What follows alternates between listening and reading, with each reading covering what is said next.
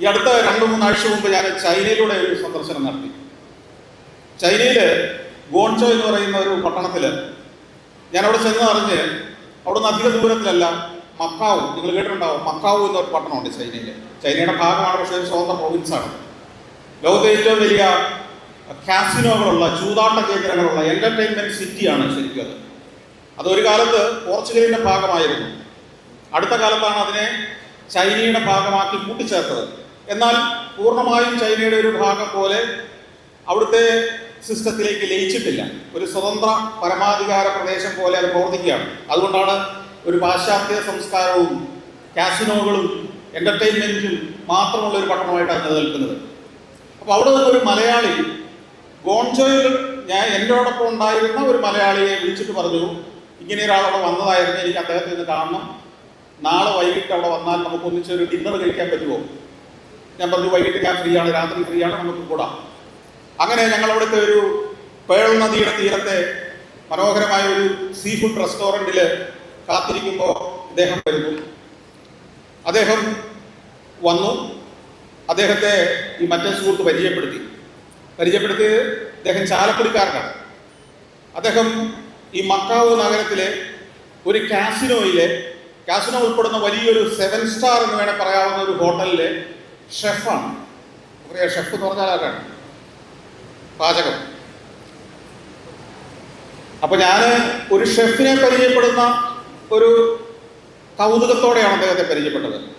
പക്ഷേ ഓരോ മിനിറ്റും കഴിയും തോറും ഈ മനുഷ്യനോടുള്ള ആദരവ് കൂടിക്കൂടി വന്നു. അതിന്റെ കാരണം ഇതാണ്, അദ്ദേഹം കഴിഞ്ഞ 10-20 വർഷമായിട്ട് ഈ മക്കാവുവിലാണ്. മക്കാവുവിൽ ഒരു ഹോട്ടലിലെ ഒരു റെസ്റ്റോറൻറ്റിൽ ജോലി ചെയ്യല്ല അദ്ദേഹം ചെയ്യുന്നത്. മക്കാവുവിലെ ഗവൺമെന്റ് അദ്ദേഹത്തിന് നിർബന്ധപൂർവം അവിടുത്തെ പൗരത്വം നൽകിയിരിക്കുകയാണ്. ഇവിടം വിട്ട് പോകരുത് എന്ന് അഭ്യർത്ഥിച്ചിരിക്കുകയാണ്. ഈ റെസ്റ്റോറൻറ്റിൽ സ്ഥിരമായി ഭക്ഷണം കഴിക്കാൻ വരുന്ന, ഇദ്ദേഹത്തിന്റെ വിഭവങ്ങൾ ആസ്വദിക്കാൻ വരുന്നവരിൽ ഡേവിഡ് ബെക്കാം ഉൾപ്പെടെയുള്ള കായിക താരങ്ങളുണ്ട്, ലയണൽ മെസ്സിയെ പോലുള്ള ഫുട്ബോൾ താരങ്ങളുണ്ട്, ചലച്ചിത്ര താരങ്ങളുണ്ട്, ലോകപ്രശസ്തരായ കലാകാരന്മാരുണ്ട്. എന്തിനേറെ, നമ്മുടെ ബോളിവുഡിലെ പല സിനിമകളുടെയും ലോഞ്ചിന്റെ പാർട്ടികൾ നടക്കുന്നത് ഈ റെസ്റ്റോറൻറ്റിലാകാൻ കാരണം ഇദ്ദേഹം ഇന്ത്യൻ വിഭവങ്ങൾ ഒരുക്കുന്ന സ്പെഷ്യാലിറ്റി ഉള്ളൊരു ഷെഫ് എന്നതുകൊണ്ടാണ്. ഈ ഷെഫ് വഴി ഈ റെസ്റ്റോറൻറ്റിന് 8 വർഷം തുടർച്ചയായി മിഷലിൻ സ്റ്റാർ എന്ന് പറയുന്ന അവാർഡ് കിട്ടി. മിഷലിൻ സ്റ്റാർ എന്ന് പറയുന്നത് ഷെഫുമാർക്ക് അല്ലെങ്കിൽ റെസ്റ്റോറൻറ്റ്സിന് കിട്ടുന്ന അവാർഡ്. അതായത് സിനിമയിൽ ഓസ്കാർ എന്ന് പറയുന്നത് പോലെ, സാഹിത്യത്തിലും ശാസ്ത്രത്തിലുമൊക്കെ നൊബേൽ പ്രൈസ് എന്ന് പറയുന്നത് പോലെ, പാചക കലയിൽ കിട്ടുന്ന ഒരു നൊബേൽ പ്രൈസ് ആണ് ശരിക്കും പറഞ്ഞാൽ മിഷലിൻ സ്റ്റാർ. ഈ മലയാളി വഴി ഈ റെസ്റ്റോറൻറ്റിലേക്ക് 8 തവണ തുടർച്ചയായി മിഷലിൻ സ്റ്റാർ ചെന്നു. അതുകൊണ്ടാണ് ആ ഗവൺമെന്റ് അദ്ദേഹത്തിന് പൗരത്വം കൊടുത്ത് അവിടെ നിർത്തിയത്. ഞാൻ അദ്ദേഹത്തോട് ചോദിച്ചു, നിങ്ങൾ 10ാം ക്ലാസ് പഠിച്ചപ്പോൾ നല്ല മാർക്കുണ്ടായിരുന്നില്ലേ? നല്ല മാർക്കുണ്ടായിരുന്നു സാറേ. നിങ്ങളുടെ മാതാപിതാക്കൾ എൻട്രൻസിന് പോകണമെന്ന് നിങ്ങൾ നിർബന്ധിച്ചില്ലേ? അദ്ദേഹം ഒന്ന് ചിരിച്ചു, നിർബന്ധിച്ചു, വഴക്കുണ്ടാക്കി, യുദ്ധം ചെയ്തു.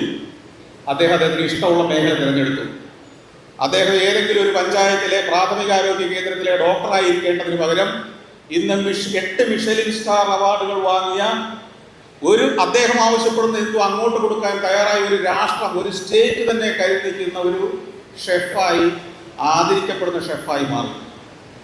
ഇങ്ങനെ എത്രയെത്രയോ പ്രതിഭകളെ ഞാനിങ്ങനെ സഞ്ചരിക്കുമ്പോൾ അത്ഭുതത്തോടെ കണ്ടു നിന്നിട്ടുണ്ട്. നമ്മുടെ നാട്ടിൽ സ്വീകരണം കിട്ടാതെ പോകുമായിരുന്നവർ ഇന്ന് ഈ സോഷ്യൽ മീഡിയയിലൂടെ ഇന്ന് നമ്മൾ പല മേഖലകളെ അടുത്തറിയുന്നുണ്ട്. പുതിയ തലമുറ മുകളിലിരിക്കുന്ന മാതാപിതാക്കളും അറിയുന്നുണ്ട്. നമ്മൾ അവരെയൊക്കെ കൈയടിക്കാറുണ്ട്, അവരുടെയൊക്കെ നേട്ടങ്ങളെ നമ്മൾ പ്രശംസിക്കാറുണ്ട്, അതിനിടയിൽ ഗംഭീര കമന്റുകൾ ഇടാറുണ്ട്. ഇത്തരമൊരു കമന്റ് വാങ്ങുന്ന ഒരു പ്രതിഭയായി നമ്മുടെ മക്കൾ മാറുന്നതിനെ കുറിച്ച് മാത്രം നമ്മൾ പലപ്പോഴും സ്വപ്നം കാണുന്നില്ല. നാട്ടുകാരുടെ മക്കൾ കമന്റ് മേടിക്കുന്നതിൽ നമുക്ക് കുഴപ്പമൊന്നുമില്ല. നിങ്ങൾ ഈ ഇരിക്കുന്ന വിദ്യാർത്ഥികൾ ഒന്ന് തിരിഞ്ഞ് സ്വന്തം ജീവിതത്തിലേക്ക് ഒന്ന് തിരിഞ്ഞു നോക്കണം. അവനവനെ കുറിച്ച് ഒന്ന് ചിന്തിക്കണം. ഞാൻ ഇനി അങ്ങോട്ടുള്ള ജീവിതത്തിൽ, ഇനി ശിഷ്ടകാലമുള്ള ജീവിതത്തിൽ ഏറ്റവും ആസ്വദിച്ച് ചെയ്യാൻ പോകുന്ന തൊഴിൽ ഏതായിരിക്കും എന്ന് ചിന്തിച്ചിട്ടുണ്ടോ? ഞാൻ ഒരിക്കലും മടുക്കാതെ ചെയ്യാൻ പോകുന്ന തൊഴിൽ ഏതായിരിക്കും എന്ന് ചിന്തിച്ചിട്ടുണ്ടോ? ഞാൻ ഒരിക്കലും ബോറടിക്കാതെ ചെയ്യുന്ന, ഏത് പാതിരാത്രിക്കും ഉണർന്നിരുന്ന് ചെയ്യുന്ന ഒരു തൊഴിൽ എന്തായിരിക്കും എന്ന് ചിന്തിച്ചിട്ടുണ്ടോ? അതോ ശമ്പളത്തിന് വേണ്ടി ആരെങ്കിലും അത് നിർബന്ധിക്കുമ്പോൾ പോയി ചെയ്യുന്ന ഒരു ജോലിയാണോ ഞാൻ ചെയ്യാൻ പോകുന്നത്? നമ്മളിന്ന് ജീവിതത്തിൽ വിജയിച്ച, ആരാധിക്കുന്ന വ്യക്തികളുടെ ഒക്കെ ജീവിതം എടുത്താൽ മാതാപിതാക്കൾ നിർബന്ധിച്ച് തള്ളി ഉന്തിക്കയറ്റി എൻട്രൻസ് എഴുതി പാസ്സാക്കി വിജയിപ്പിച്ചവരുടെ ചരിത്രമായിരിക്കില്ല നിങ്ങൾ വായിച്ചിട്ടുള്ളതും കേട്ടിട്ടുള്ളതും കൂടുതലും. യഥാർത്ഥ പ്രതിഭ എന്താണ്, അവന്റെ ഉള്ളിലുറങ്ങുന്ന, അവളുടെ ഉള്ളിലുറങ്ങിക്കിടക്കുന്ന യഥാർത്ഥ കഴിവെന്താണെന്ന് കണ്ടെത്തി അതിനുവേണ്ടി നിരന്തരം പ്രയത്നിച്ച് പ്രവർത്തിച്ച് ആ മേഖലയിൽ വിജയിച്ച പ്രതിഭകളെയാണ് ഇന്ന് ലോകം ആദരിക്കുന്നത്.